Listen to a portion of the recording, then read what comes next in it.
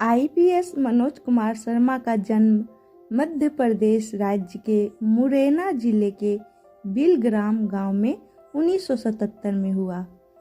उनके पिताजी कृषि विभाग में कार्य करते थे। उनका घर में आना कम ही लगा रहता था। मनोज कुमार शर्मा के जीवन में उनकी माताजी का अहम भूमिका है। उनकी माता ने उनके जीवन के हर कदम में उनका साथ दिया। इनका जन्म आर्थिक तंगी से जूझ रहे परिवार से हुआ।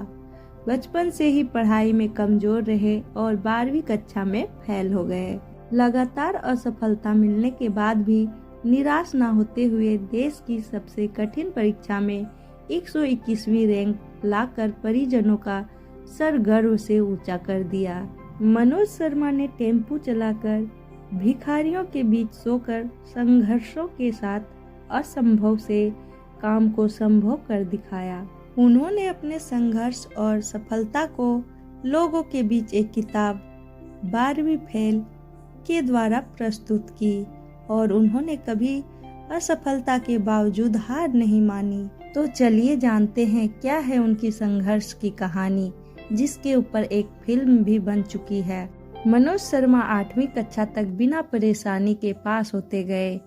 मनोज शर्मा ने 9वीं और 10वीं कक्षा नकल करके जैसे तैसे पास कर ली और 11वीं कक्षा में मुश्किल से पास हुए।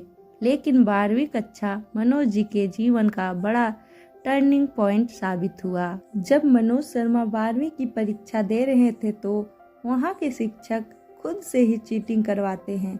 यहाँ तक कि खुद परीक्षा में बोर्ड में आंसर शीट दे देते हैं। एसडीएम के दौर के चलते चीटिंग नहीं कर पाने से वह 12वीं की कक्षा में फेल हो गए।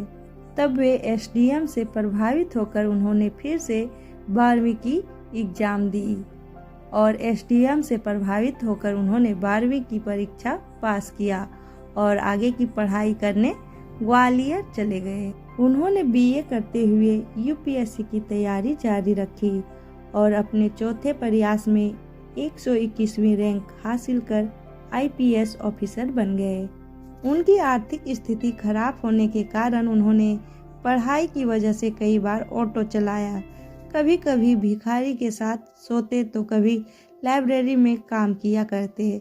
यूपीएससी की तैयारी के दौरान खर्च चलाने, फीस भरने और किताबें खरीदने के लिए कुत्तों को घुमाने का काम भी किया करते। दिल्ली में उन्होंने विकास सर की क्लास में श्रद्धा को देखा, जो पहली नज़र में पसंद आ गई थी। बाद में उन्होंने श्रद्धा को यह कहते हुए प्रपोज किया कि तुम हाँ कह दो तो मैं दुनिया को पलट दूंगा। यूपीएससी के दौरान श्रद्धा ने मनोज का बहुत सहयोग किया। बाद में दोनों विवाह कर लिए। हाल ही में इनके जीवन पर आधारित इनकी किताब 12वीं फेल में निर्माता निर्देशक विद्युत विनोद चोपड़ा द्वारा फिल्म का निर्माण किया गया। आईपीएस मनोज कुमार शर्मा का जीवन किसी फिल्म से कम नहीं है। इन्होंने फेल होने के बाद भी हिम्मत नहीं हारी और अपने सपने को पूरा किया। जो लोग थोड़ी सी असफलता से हार मानकर परेशान हो जाते हैं, उन्हें इस फिल्म से प्रेरणा मिलेगी।